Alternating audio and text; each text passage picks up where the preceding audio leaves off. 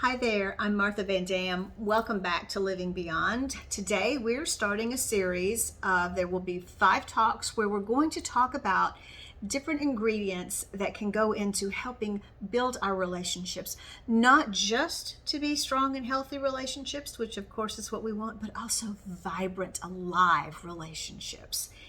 And that is really what we want, isn't it? So let's dive right into the first topic. And the topic is quality time together, foundational for all of our relationships. You may have rolled your eyes a little bit when you heard me say that, because don't we always hear that? We always hear it, but then life gets busy. And if you are like me, then you'll find that it's real easy for those things to kind of get pushed off to the side because life, because responsibility. If you think back to the time that you were developing this relationship with your person, or you even think back to other relationships that you have seen develop, whether it's yours or someone else's, think about how when people are first getting to know one another, how they're trying to have some sort of contact all the time. And when they are together on a weekend, they have a date, they have a fun time. Before you know it, they're thinking about the next time they're going to be together. This idea of, I want to be with you, I want to spend time with you, I want to get to know you, it's just this integral part of growing a relationship early on. Well, we tend to, months and years later, we tend to forget or maybe even not realize how pivotal that time together was in building the beginning of the relationship. And real life does happen. People get jobs, people take on extra responsibility, children come along, other things come in and get in the way. There are illnesses, there are financial issues, things come in the way. And when those things kind of show up, what's the first thing we kick out of the way? Things that feel like are luxuries, and that is extra time just for fun and connection. So humor me, stay with me a little bit longer as we talk about what can we do to make sure that our time with our person is both increasing in time and in quality, because you remember that was the other word we used. We said quality time. So how much time, good solid quality time, do you think you spend with this person that you've thought about that you want to improve the state or the depth of your relationship? How much time in a week?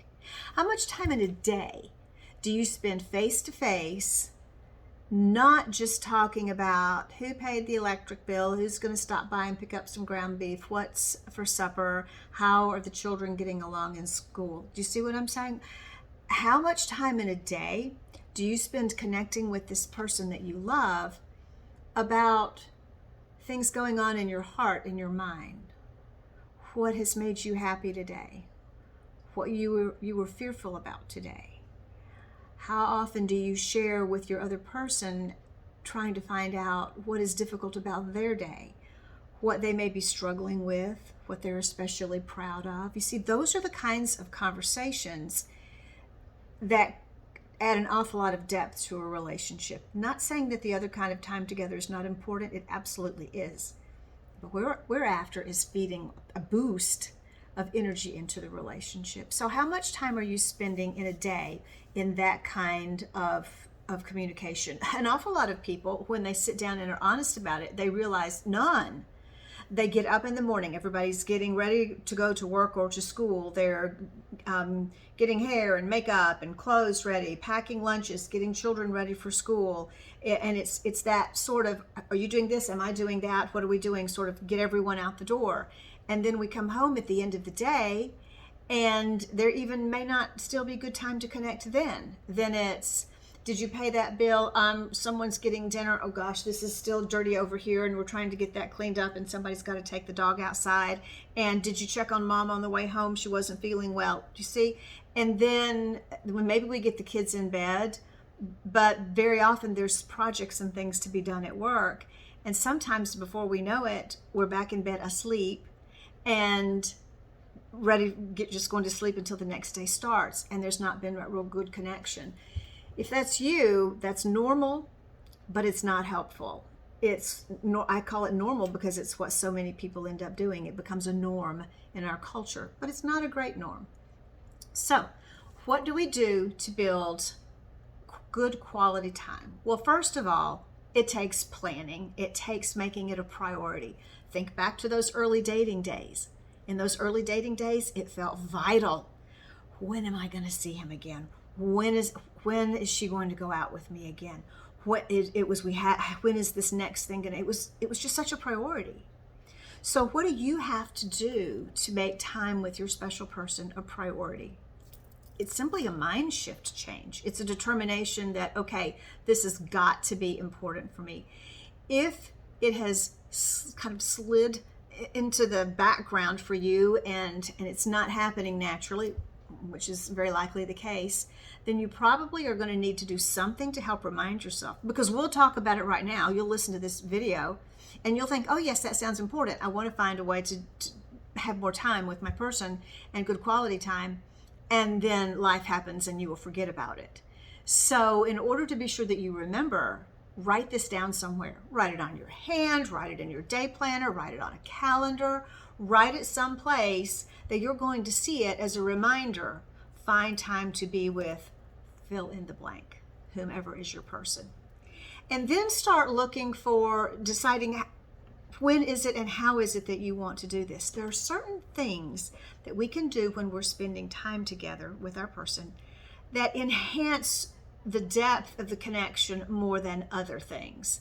So yes, running errands can be a fabulous way to spend a day. Yes, that's a connection. Yes, that's the daily life, and it has you connected in wonderful life-giving ways. But what I'm after here is, what are some things that you can do that when you're doing them, those things will grow your relationship deeper? Here's an example. Anything that you do spending time with your person when you're both learning a new thing, absolute automatic jump in the depth of growth potential for that time together. Maybe learning you want to both go learn how to play soccer, or you want to learn how to play golf or paddleboard, or you've never kayaked before, so you want to kayak together. That's learning a new thing. One of my favorites is when couples will agree to go to ballroom dance classes together. It's likely something that a lot of people haven't done, and doing it together forces them to both learn a new thing, both integrate with what the other person is doing. There can be a lot of laughter, there can be a lot of fun. And that particular one, you're joining movement and music along with the new thing. So it is packed with potential for closeness and connection. So learning a new thing. The second thing that really is like a boost of this kind of energy is doing something that makes you laugh. What kinds of things can make you laugh?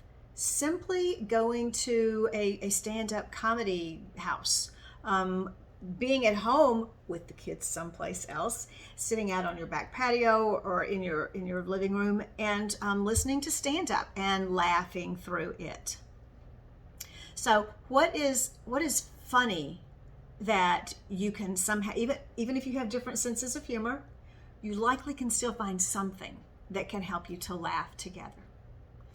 Another thing is doing something for sure that has the pressures of home away from the pressures of home. So making sure that children are cared for lovingly, and you can shut down the part of your mind that may be concerned about children or parents that you are caring for, or siblings, whatever those responsibilities are.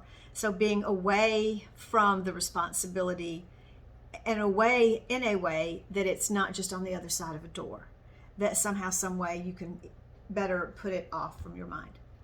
Number 4 is, when you are spending time together doing anything, I will strongly implore, how's that for a good word, strongly implore you to please leave your phones someplace else. And if you must have your phone because you have children with a sitter, then please turn it to vibrate and put it where you're not going to notice it, and just to think about it, and then check it occasionally to be sure that you've not heard from the sitter. But it is such a temptation if our phones, where's mine? Oh, I'm recording with it. Other one. It's such a temptation to, if our phones are close by, that our attention wants to go to it, or our person gets up to go to the bathroom and we pick up our phone. So we're looking at our phone now, and our focus has left everything that's just happened while we're having dinner, and now our focus is on whatever's happening here on this phone.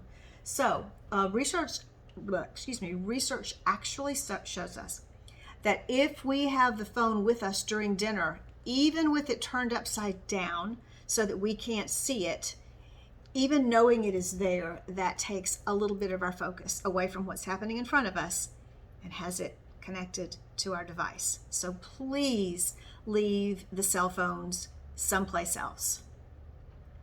What about time for intimacy if we're talking about your significant other partner? What about time for physical intimacy I'm talking about?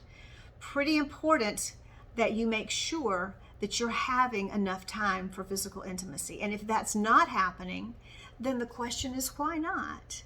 It's not a question meant with an attitude of blame or pointing a finger as in you must. It's a question asked from, if we want to ask from a standpoint of curiosity so that we can learn what's getting in the way. Is it a timing issue? Is it a priority issue? Is it a sense of not being able to feel vulnerable with this person? Is it a sense of not trusting this person? Is it a sense of we have so much going on our plates that just falls off? What needs to happen in order for there to be plenty of physical intimacy going on in the relationship? So we're talking about quality time. What are the things that are especially good in connection with you, with your person? Oh, and one more thing is, if you and your partner can come up with a something that you enjoy doing together that becomes kind of like an our thing. Like we've decided we really like kayaking.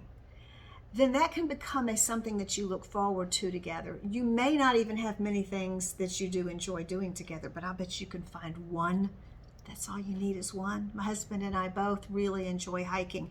Now, I don't mean that kind of mountain hiking where you can die easily, and I mean just enjoyable hiking. There's a little bit of elevation, but not too much. We enjoy it immensely. And anytime we get the chance, it's something that we look forward to, and then while we're doing it, we enjoy it. We enjoy horseback riding together when we take trips, and there are some places that we go regularly that we've even gotten to know the owner of the horses, and we enjoy going to his stables and riding.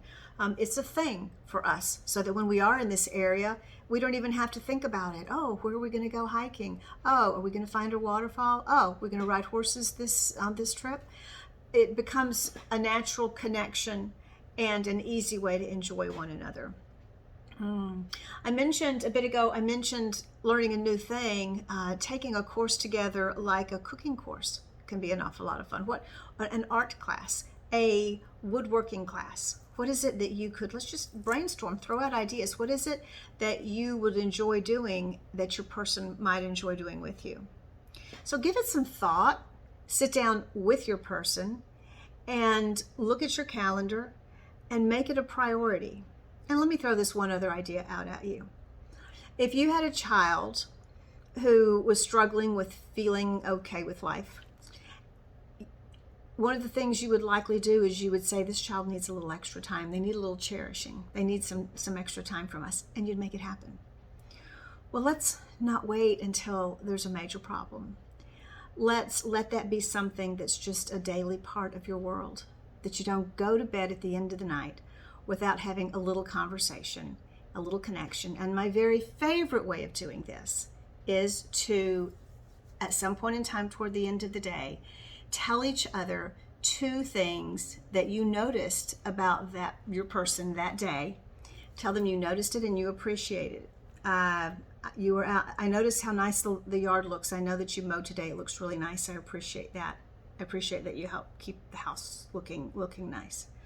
I know that you weren't feeling well this morning when you went to work. You didn't feel like going, but you went anyway. I really appreciate that you keep doing that. You keep showing up. You keep being there and helping out our family. Appreciate that. Those are the kinds of things that if we can hear them from our other person, we can feel so much closer. And if we're looking for them and saying them to our person, then we are also feeling more connected to our person. So find some things to do, find a way to spend more time, make it a priority, and we'll talk about more things for the rest of the week. Thanks, and bye-bye.